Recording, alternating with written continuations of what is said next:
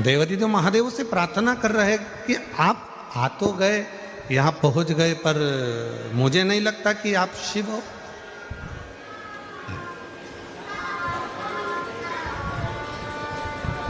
मुझे नहीं लगता कि आप शिव हो। इतने समय से मैं पुकार रहा हूँ, इतने समय से मैं आवाज़ लगा रहा हूँ, पर आप इतनी जल्दी। मैंने सारे देवताओं की आराधना करी, ब्रह्मा जी की आराधना करी, भगवान नारायण की आराधना करी, इंद्र की आराधना करी, गरुण वरुण सब की आराधना करी, पर आए नहीं, और आप इतनी जल्दी आ गए। ये थोड़ा विचारणीय है, सोचनीय है। कैसे आना हुआ? शिव जी बोले कि आपने साधना करी है, तप करा है, और ऐसा नहीं है कि मैं जल्दी नहीं पहुंचता। शिव महापुराण की कथा कहती है, भगवान शंकर कहते हैं कि मुझे केवल हृदय से, भाव से जो पुकार लेता है, मैं तुरंत पहुंच जाता हूं। आ जाइए, तुरंत पहुंच जाता हूं। शिव जी की कृपा से मैं माइंस अधिकारी के पद पर नियुक्त हो गई। मैं बाबा को धन्यवाद देने के लिए आई हूं कि मेरी गवर्नमेंट जॉब लग गई। मैं शिव को प्रणाम करने, ये शिव भक्ति है।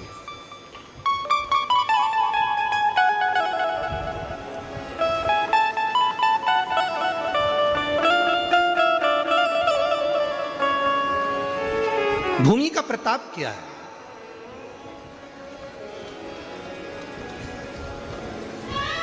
कितना प्रबल प्रताप होगा भूमि का, जरा विचार करिएगा।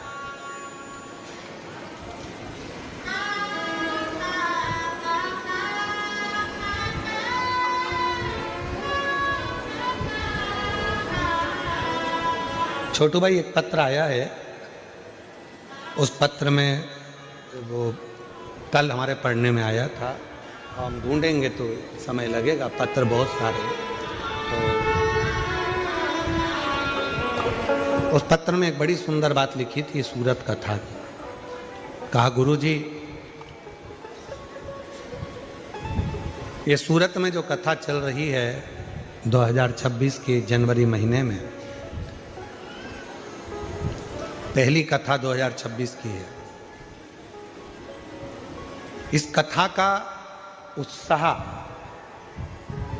इतना ज़्यादा है जनमानस में, कहा कि किसी के यहाँ जाकर नहीं कहना पड़ा कि आप कथा में आना, और सबको सूचना थी, सबके घर में मेहमान आकर रहने लगे।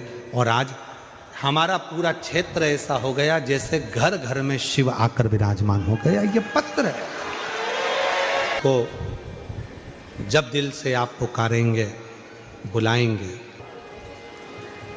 गजासुर का चरित्र कह रहा है कि गजासुर कहता है कि मुझे नहीं मालूम, आप इतनी जल्दी आ जाएंगे, इतनी कृपा कर देंगे, इतनी करुणा कर देंगे।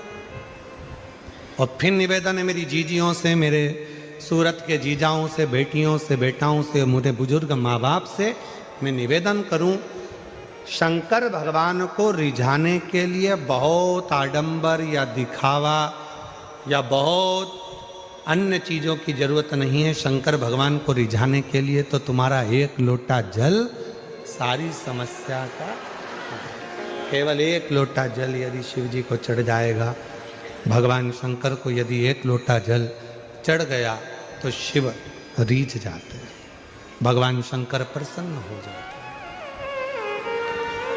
मांग तुम्हें क्या चाहिए?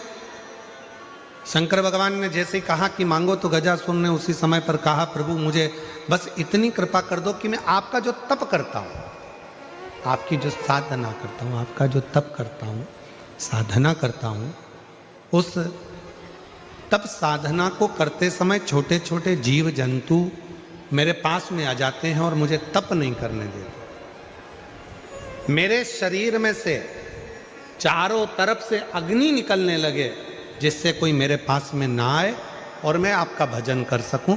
शिव जी ने वर दे दिया, गजासुर तू जहां तप करने बैठेगा, तेरे शरीर में चारों तरफ से अग्नि प्रकट होना प्रारंभ हो जाएगी और कोई जीव जंतु तुझे कष्ट नहीं देगा। तेरा तप साधना आराम से हो सकेगा, अच्छे से हो सकेगा।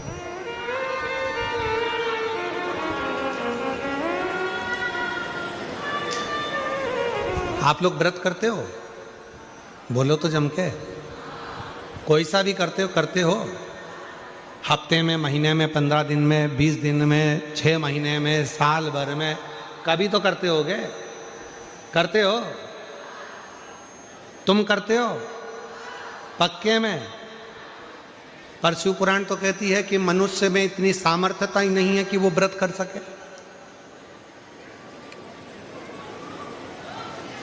शिव महापुराण की कथा कहती है कि संसार का कोई मानव किसी भी देवता का व्रत कभी नहीं कर सकता। व्रत कब करता है?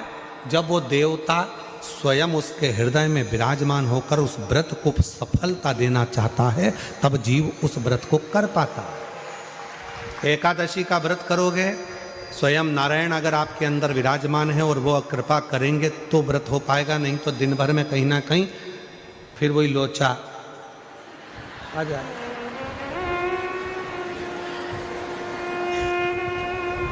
और व्रत चल लगे। पशुपति व्रत कर रहे हो, सोचा था मेरा आज का तीसरा व्रत है, सोमवार का पूरा कर लूंगी, और मालूम पड़ा व्रत तो करने बैठी थी और मालूम पड़ा कि कोई अड़चन आ गई और व्रत रह गया। बोलो, तुम करते तो व्रत पूरा हो जाता, पर बाबा ने पुराण की कथा को आप श्रवण करने के लिए आए हैं, उसमें भगवान स्वयं करुणा कैसे करते हैं वो कथा यहाँ चल रहा है।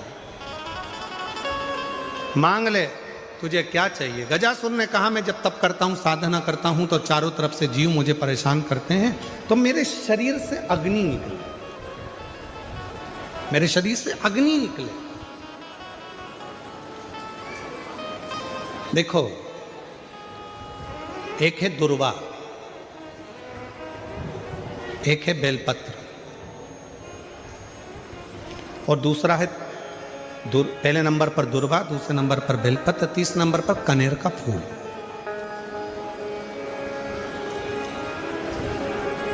कोई अच्छा कार्य करते करते कई माताएं ऐसी होती हैं जो अपने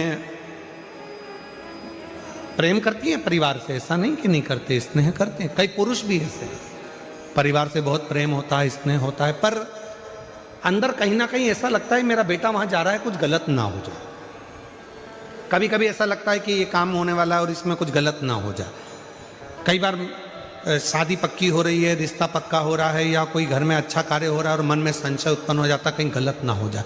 मतलब उसके अंदर कहीं नेगेटिविटी आती रहती है, ये वो सोचती रहती है, उसके अंदर एक कुछ ना कुछ ऐसा तत्व चलता रहता है जिससे वो बुद्धि में, विवेक में वो चीज़ उसके आती रहती है। तो शिव महापुराण में गजासुर की कथा कहती है कि गजासुर ने भगवान शंकर से वर मांगा कि मैं जब आपका भजन करूं, तप करूं, साधना करूं, तो मेरे पास में अग्नि चारों तरफ हो जाए।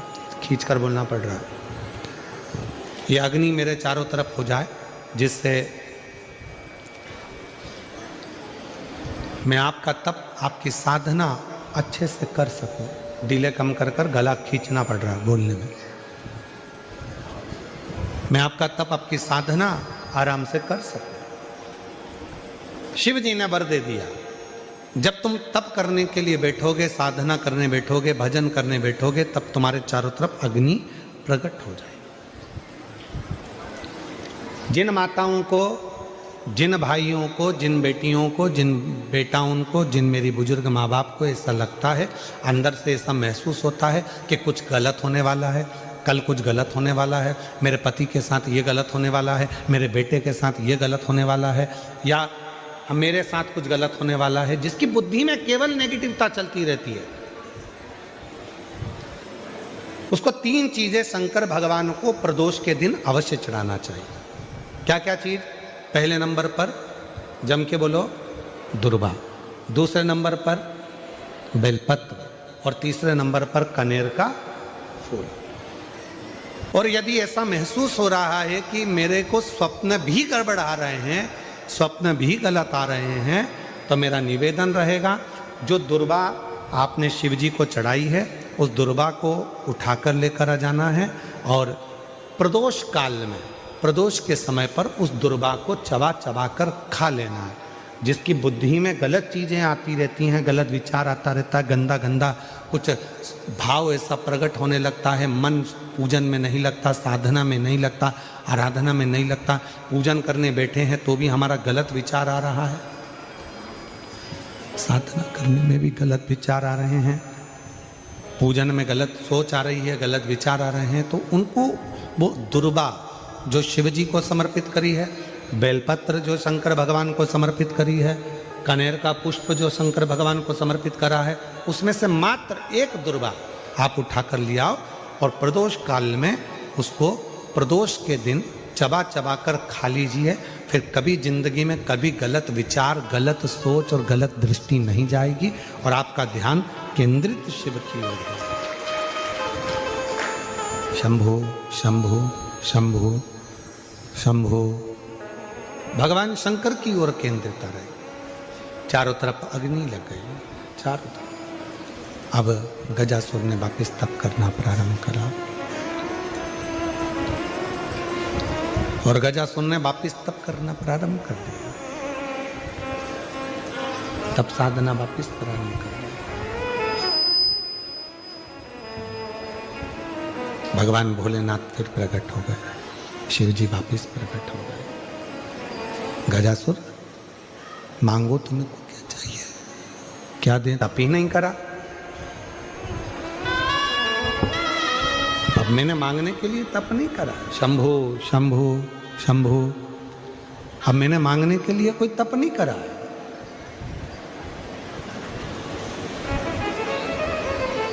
भोलेनाथ जी कहने लगे तुमने तप करा तो मेरा आगमन हुआ। दुनिया के लोगों को लगता है कि शंकर भगवान को हम एक लोटा जल चढ़ाते हैं और शिव जी हमारी मनोकामना वहीं बैठकर पूरा कर देते हैं। नहीं, जब हम एक लोटा जल लेकर अपने शंकर भगवान के मंदिर में अपने घर से जाते हैं, जल समर्पित करते हैं और जल समर्पित कर कर जब हम वापिस वो लोटा लेकर आते हैं, तब मेरा देव अधिदेव महादेव अपने गणों को शंकर भगवान स्वयं उस कलश के अंदर लक्ष्मी को विराजमान कर कर आपके दरवाजे तक भेजते हैं और आपके दुख को मिटा देते हैं, आपकी तकलीफों को मिटा देते हैं, आपके कष्टों को मिटा देते हैं, आपकी तकलीफों को मिटा देते हैं, आपके कष्टों को मिटा देते हैं।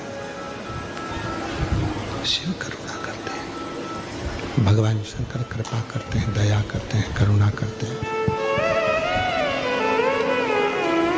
शिव कथा कहती है, भगवान शंकर का पवित्र चरित्र कहता है, गजासुर अब तुम्हें क्या चाहिए वो मांगो। गजासुर ने कहा मैंने अब जो तप करा था वो मांगने के लिए नहीं करा, अब मैंने मांगने के लिए तप नहीं करा। और यदि मेरे भोले बाबा यदि आप आ ही गए हो तो एक निवेदन करता हूँ, आपको बार बार मेरे पास में आना पड़ता है, मैं तप करता हूं और आप भाग भाग कर बार बार मेरे पास में आते हो, इसलिए मैं आपसे एक निवेदन करना चाहता हूं कि अब आप कहीं मत जाओ, मेरे पेट के अंदर बैठ जाओ।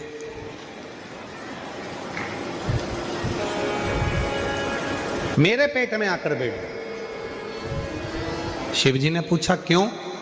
गजासुर कहता है यदि आप मेरे उदर में, मेरे पेट में आकर बैठ जाओगे तो फिर दुनिया का कोई दुख, कोई तकलीफ, कोई कष्ट जिंदगी में मेरे आएगा ही नहीं और मुझे आपको बुलाना नहीं पड़ेगा, आप स्वयं मेरे उदर में विराजमान रहो।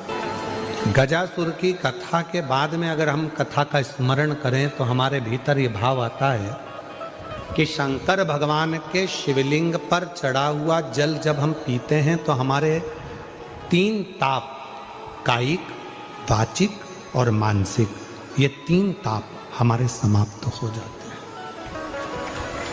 क्यों समाप्त होते हैं? हमने इतना तप नहीं करा कि हम गजासुर जैसा तप कर कर भगवान शंकर को अपने पेट में बिठा सकें।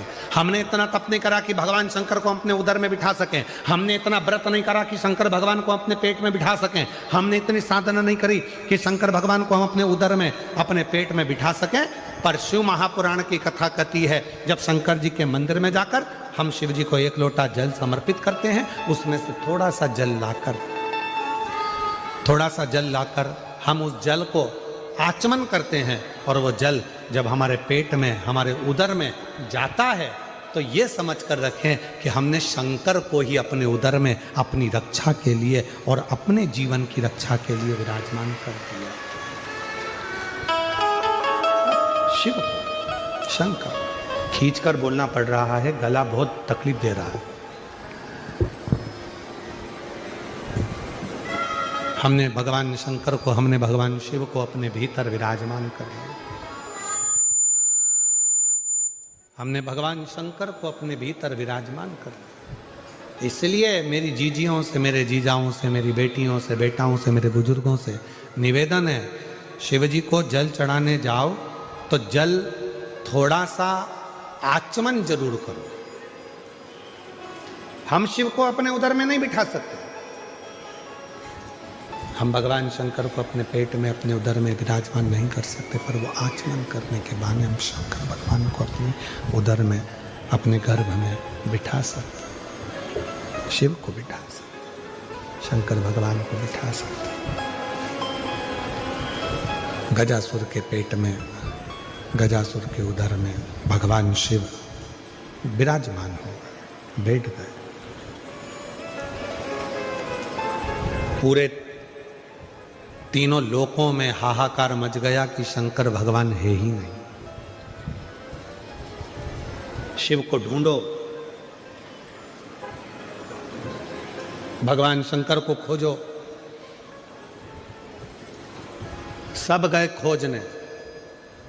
आज मां जगत जननी पार्वती की आंख में से आंसू बह रहा है कि मेरे प्रभु कहां चले गए, मेरे ओघड़दानी, मेरे शंकर भगवान, मेरे शंकर कहां चले गए, मेरे शंकर गए कहां। भगवान विष्णु ने माता पार्वती जी को निवेदन करा, मां आप क्रोध नहीं करना, आप क्रोध मत करना मां, मुझे मालूम है मेरे बाबा देवादिदेव महादेव कहां पर हैं। तो कहां?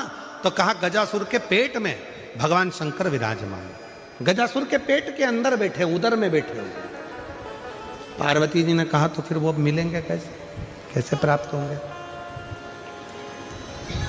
उनको मैं पाऊंगी कैसे, उनको प्राप्त कैसे करूंगी, वो मिलेंगे कैसे मुझको, उनको मैं प्राप्त कैसे करूंगी, मिलूंगी कैसे मैं। भगवान नारायण ने कहा कि आप चिंता मत करो, उनको मैं लेकर आऊंगा। भगवान नारायण ने नंदी को बुलाया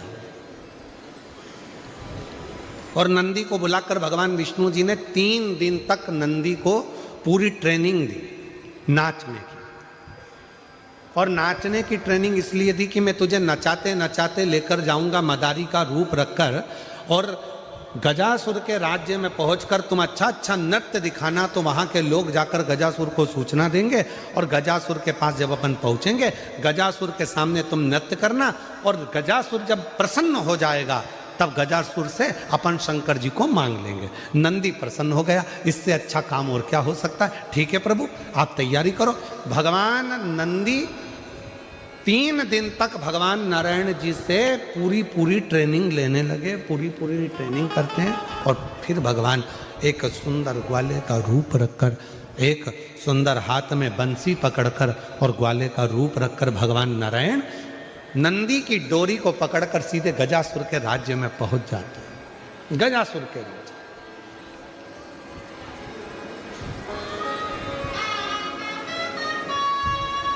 महाराज आज भी नियम है, अगर किसी